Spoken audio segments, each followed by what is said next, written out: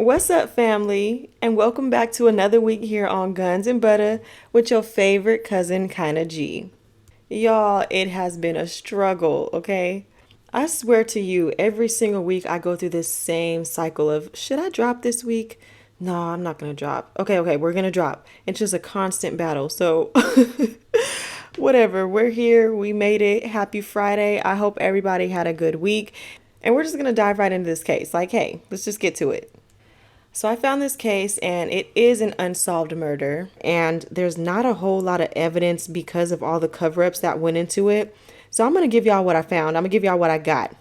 So go ahead and pop that popcorn, pour you up a glass of wine, and let's dive right in.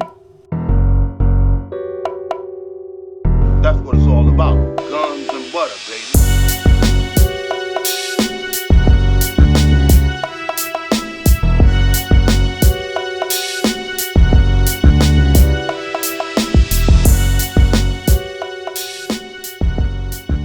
So like I said, this week's case is an unsolved murder. And it's kind of sleazy. When I first heard it, I was like, I know Tyler Perry didn't steal this case and create the show The Oval about it. It involves so many allegations of corrupt politicians and city officials, police cover-up, and so many rumors surrounding the case. 27-year-old Tamara Green was murdered in Detroit, Michigan on April 30th, 2003. And after 21 long years, this case is still unsolved. Authorities haven't been able to make an arrest for the people or the person who's responsible for her murder. Now, there isn't a whole lot of details about Tamara's upbringing or her family and parents, but we do know she was born and raised in Detroit. She grew up on the east side of the city, where she went on to graduate from Martin Luther King High School in 1994. Now, we do know she was raised in poverty, and her family was dirt poor. The family pastor and family friends used to have to drop food off just to get them by. But when she was old enough, she made a promise to herself that when she started having kids or had a family, they would never have to struggle the way she did as a kid. And surprisingly, at the young age of 17, Tamara ended up giving birth to her first child, a baby boy that she named Jonathan. And then 2 years later, at the age of 19, she gave birth to her second child, and this was a daughter she named Ashley. But she had aspirations of becoming a nurse one day and opening up her own business. So she took a huge step in the right direction to earn her nursing degree. She enrolled in college and she started getting her prereqs for nursing. So it wasn't long after her second child was born when she separated from the child's father, making her a young, single mother of two. And at this time, she was in fight or flight mode. She wasn't about to go back to being poor and broke and hungry. So she made the decision to become an exotic dancer, aka a stripper. And after getting her feet wet and learning her way around the dancing business, it didn't take her long to realize that she had the looks and the body to make whatever kind of money she desired. You could be making a lot more money than what you're making up in here if you would just use what you got to get what you want and stop messing with this chump change. Now, for most women, stripping is just supposed to be a means to an end. You know, once you make your money, once you do what you gotta do, you move on. And if you were a beautiful woman like Tamara, you could have done that really quickly. I mean, most people start stripping or start doing odd jobs to earn fast money. So being a stripper, Tamara was bringing in that dough. So when Tamara started working at the local strip club in Detroit, she started going by the stage name Strawberry. And y'all, Tamara was fine. She had that caramel brown skin, little petite body. She was banging, okay? And it took her no time at all to become well known in the exotic dancing world. She was real popular amongst some of Detroit's elite, especially politicians. So after gaining some notoriety in the game, she went on to start dancing at private parties as well. But at the age of 26, Tamara gave birth to her third child, another little girl that she named India. Now, we don't know who this baby's father is or what their relationship was, but from the outside looking in, it seemed like Tamara was living a double life. By day, she was a loving mother and student, but by night, she was throwing ass. And she was really starting to pop her shit. She was driving a $70,000 BMW and she was coming highly requested and highly recommended. So you know she was out there cashing out. So according to people close to Tamara, she liked bad boys. You know, them drug dealers and them killers. But other than that, nobody really knew what Tamara was into.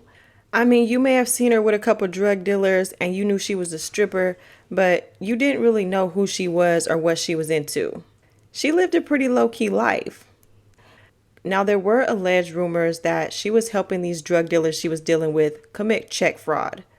And it was also rumored that she would let these drug dealing boyfriends drive her car when they're making their drops so that they wouldn't get pulled over by police. But in 2021, a new mayor had given the city hope. And in 2022, Kwame Kilpatrick was elected as the youngest mayor to win the office at the age of 31. And just like Tamara, this young mayor was a Detroit native. He was young, successful, educated, and black. And he seemed to really care for his community and Detroit as a whole. But listen to this. Although he did serve 2 terms as mayor, his terms were tainted with controversy almost from the beginning. There were allegations that he used city funds to finance a Lincoln Navigator, and that he used the city-issued credit card to charge massages, dinners at expensive restaurants, and buy expensive wines. He was really out here splurging and living his best life with the city's money, like dang. But I'm almost positive that he's not the first or only politician or city official to do this. So, it was said that in the months leading up to Tamara's death, she being 27 at the time, she danced at a private party for the mayor and some of his wealthy politician friends at the Manhogan Mayor's Mansion. So, in the fall of 2022, rumors were beginning to swirl around the city about this wild mansion party at the mayor's house. Now, this alleged mansion party was apparently stacked with strippers and city officials. But the crazy thing is, no one who was alleged to have attended this party ever acknowledged that the party even took place. So it was like this wild underground party filled with all the city's corporate men, and at the mayor's mansion at that. So just messy. I mean, obviously people have been talking about this party, otherwise how would people know that it actually happened? But basically, if you were there and your name was mentioned, it's "What'd you talk about, Willis?" But if you hear about it, I'm not denying or confirming. If you know, you know. But it was almost as if they had to sign NDAs or something like that because it was real hush-hush, but yet loud all at the same time. But because there was never any supporting evidence that this wild party ever actually took place, the story just kind of faded and became an urban legend. Okay, so what exactly does this party have to do with Tamara's death?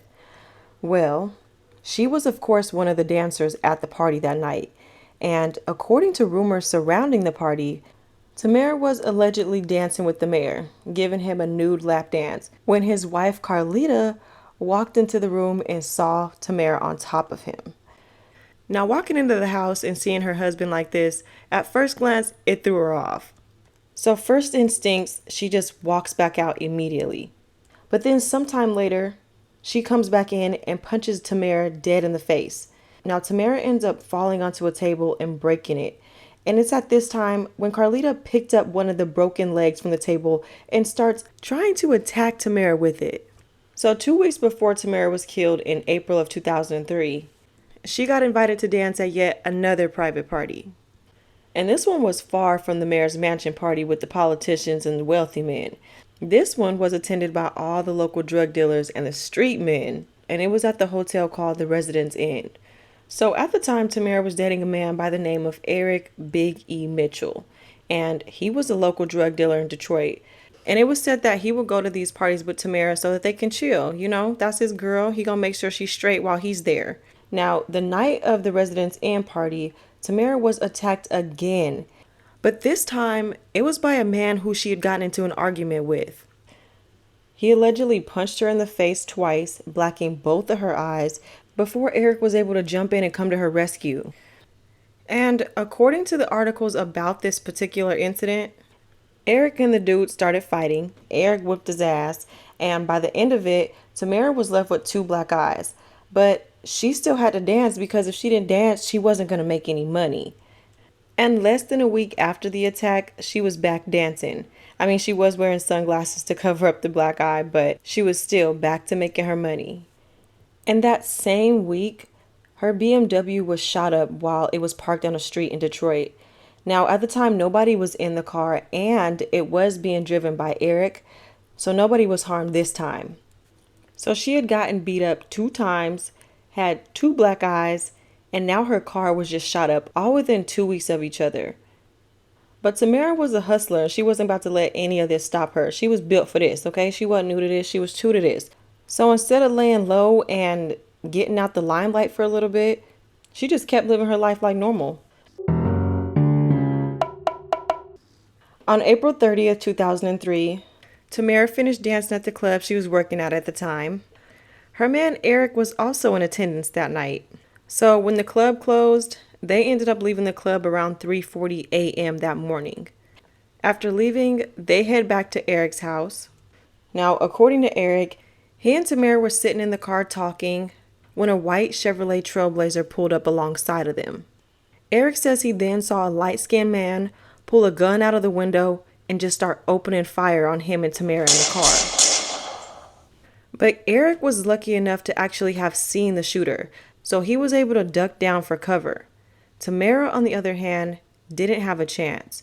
She was shot 3 times and Eric was shot 5 times. But luckily, he was able to get out of the car and run to call for help.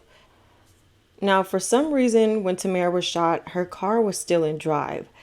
So after being shot, her car drifted forward a little bit before coming to a complete stop. When authorities finally arrived, they pronounced Tamara dead on the scene. So the initial reports of Tamara's murder stated she was most likely an unattended casualty, and they began to believe that this was a targeted attack intended for her boyfriend, Eric. And to start things off on the wrong foot, by all accounts, the investigation into Tamara's murder was pretty much null and void from the start. And the way her case was handled would only add to the suspicions about who her killers actually were.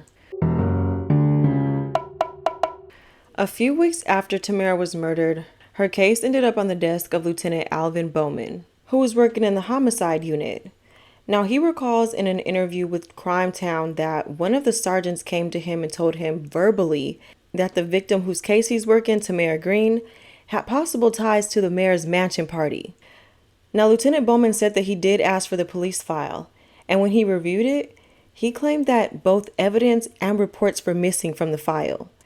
And on top of that, the case file was kept in a place that was easily accessible to many people's eyes and hands. So Lieutenant Bowman's suspicions would be the first time that questions about Tamara's death would come to light. Up until Lieutenant Bowman reviewed the file, a lot of people believed that Tamara was collateral damage in a targeted beef with her boyfriend. So the fact that there was evidence and reports missing from this file sent red flags up everywhere for Lieutenant Bowman. And this wasn't the only thing. He also noticed that the type of bullet that killed Tamara was a .40 caliber bullet. Now, this is very interesting because this is the same type of ammunition used by Detroit police officers and the Glocks they carry. Now, Bowman says this is unusual because typically in the types of crimes and the murders that he sees, the crimes are committed with either a 9mm, a Smith & Wesson, a Colt, or even a Ruger, not a .40 cal. And then he throws in there that most of the Glocks in the city were carried by policemen. So not only did the type of gun that was used draw suspicions for Lieutenant Bowman, he was also concerned about the number of shell casings that were on the scene. Now, in the initial reports, there was 12 shell casings discovered at the scene, but he received information from police officers that were actually on the scene, and there were more than 12 shell casings at the scene. Bowman believed there was closer to 18 shell casings at the scene, not 12. So he starts telling fellow officers about his suspicions and about how his fellow brothers in arms, who he worked with day to day, were actually involved in this murder. And it wasn't long after Lieutenant Bowman started speaking up about his suspicions of the case that he was transferred from homicide and put on night duty at the local precinct. So according to Bowman, he was told that he was asking too many questions about Tamara's case. Now, Bowman would continue to speak out against the investigation or lack thereof an investigation, and he insisted that Tamara's murder was at the hands of Detroit PD. And get this, because Lieutenant Bowman wasn't the only officer who thought that something fishy was going on around the department. Some of the other officers over the years actually came forward claiming that they were silenced when looking into Tamara Green's case. And after several of them, including Lieutenant Bowman, filed lawsuits against the city of Detroit for violating whistleblower laws and retaliating against them in connection with their investigation to both the mayor's mansion party and Tamara's murder. Many of the officers who were involved with Tamara's case say that they were told to basically leave it alone. And it wasn't just police officers who were allegedly threatened for looking into Tamara's case. An EMT who just so happened to treat a woman at a gas station who gave the name Tammy Green went on to tell him that she was at a party and was attacked by the mayor's wife. The EMT claimed that he was told not to repeat the story, and according to all of these witnesses, they were threatened by high-ranking officers who didn't want the mansion party or Tamara's murder investigated. So, many people suspected the mayor, Kwame Kilpatrick, in an attempt to hide yet another scandal so early in his tenure as mayor, had Tamara killed so that she would stay silent, not just about his party, but also about the attack by his wife. In the years following Tamara's murder, the rumors about this wild mansion party and the rumors surrounding her death and this mansion party having some connection just seemed to fade from the headlines. And Kwame just continued on as mayor, despite the ever-growing controversy surrounding him. And he was actually re-elected in 2005 for a second term. So after her case and all of the media attention about her case pretty much died down, the investigators handling her case quietly concluded that her death was a result of a drug dispute. But of course, her family believed otherwise. In 2005, Tamara's family sued Kwame Kilpatrick and other city officials for sabotaging the investigation into Tamara's murder. In 2007, a whistleblower lawsuit was filed by two other former officers who said they were retaliated against for their attempts to investigate the misconduct by Kilpatrick's bodyguards in relation to this alleged mansion party. So during this trial, it was also alleged that Kwame was having an affair with one of his staff members. But when asked about this relationship under oath, he denied it. But we all know it was a lie. And I guess he just thought they weren't going to bring forward any evidence that supported him actually having an affair, because he was, okay? And they definitely brought forward all of the text messages between him and this particular staff member. And he ended up being charged with perjury in 2008. He pled guilty to perjury, and he had to resign as mayor. Yep, hand over them keys to the city. Thank ya. Now, he was sentenced to 4 months in jail for this, but he was released after only 99 days. And the city also lost the whistleblower suit, and the two cops who brought the suit forward received a $9 million settlement from the city of Detroit. So, in May of 2010, Kwame was arrested again for violating his probation, and he was sentenced to 8 months to 5 years in prison. Now, eventually, he was charged and convicted with mail fraud, wire fraud, racketeering, and he was sentenced to 28 years in prison. Well, yes, he was sentenced, and while he was serving out his 28-year sentence, good old Kim Kardashian and her buddy Donald Trump gave this man a pardon. And in 2011, after years of being held up in the courts, a judge finally dismissed the lawsuit by Tamara's family. The judge said that there wasn't enough evidence to support that the defendant, Kwame Kilpatrick, through his actions had obstructed the investigation. But her family wasn't satisfied with this judge's decision, so they went on to appeal it. And in 2013, a higher court upheld the ruling of the lower court. And sadly, after 21 years, her family still doesn't have justice for her murder, so they continue to fight for answers. Her family still believes that both Kwame and the city of Detroit knew way more about what happened to Tamara than they let on.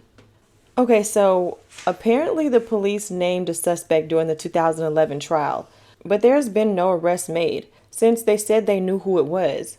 But her family continues to stand on business and state it was never the Detroit PD's priority to solve this murder. Her family say that to them, Tamara was just a stripper who dated drug dealers. And they probably believe that it was her fault because of the lifestyle she led and the company she kept. But her life mattered. All right, y'all. Now, that was actually the PG-13 version of the case I found. I actually did some more digging and I found out that this case had a little bit more layers than I was expecting. So let's dive into the ghetto version of this story I found.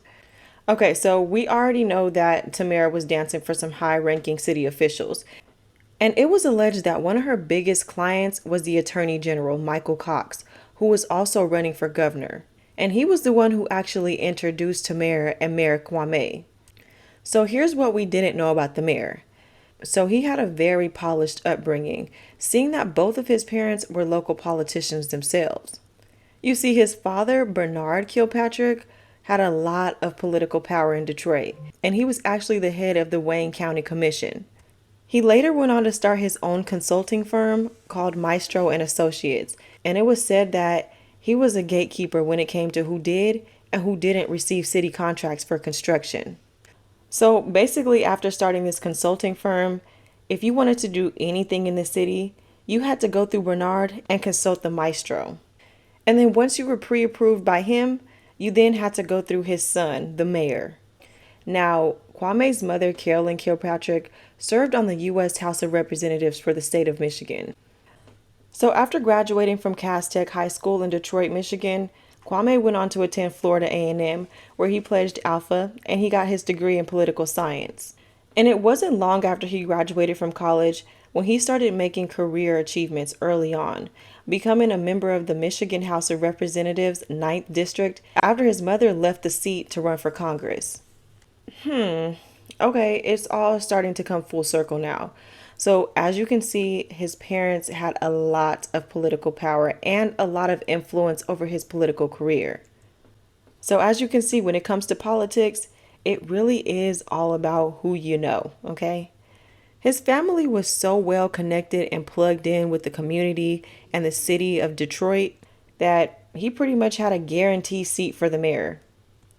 But to show you just how politics and favoritism works, it gets even wilder. So to add to that, in 2001, for the mayoral seat, he was running up against a very popular politician and a former cop named Gil Hill, who was known for his role as Inspector Todd in the 1980s Eddie Murphy movie Beverly Hills Cop. So he wasn't running up against no poop putt. And the fact that he won and was the youngest mayor in the city's history, it really shows you a lot about the people who he surrounded himself with, as well as the power his family had in the city. So after winning the election and giving the struggling city hope again, he was sworn in on New Year's Day in 2002. And literally that same year, in the fall of 2002, rumors of the wild Manhogan Mansion party already were starting to circulate. So during the party, or before the party, he decided he wanted to celebrate and turn up being the youngest mayor in the city's history by throwing this wild party. And it was flooded with liquor, weed, cocaine, and his wife was supposed to be out of town at this time. But when she walked in and seen him getting a lap dance from his favorite dancer, she lost it. And this wild mansion party was only one of the many scandals that occurred during his tenure. So while the rumors were going around about this party, Kilpatrick was still charming the media and the public on all major outlets. He even gained the nickname the hip hop mayor, and he was being seen as the future of politics next to Barack Obama. So all this popularity and fame and money was really starting to go to this man's head, and he knew he owned the city, so he became intoxicated with power. But the city locals were starting to see him for who he really was, and he was starting to move like a mob boss instead of a poised, caring mayor. It was said that he would go to local businesses and refuse to pay for service just because of his status and who he was.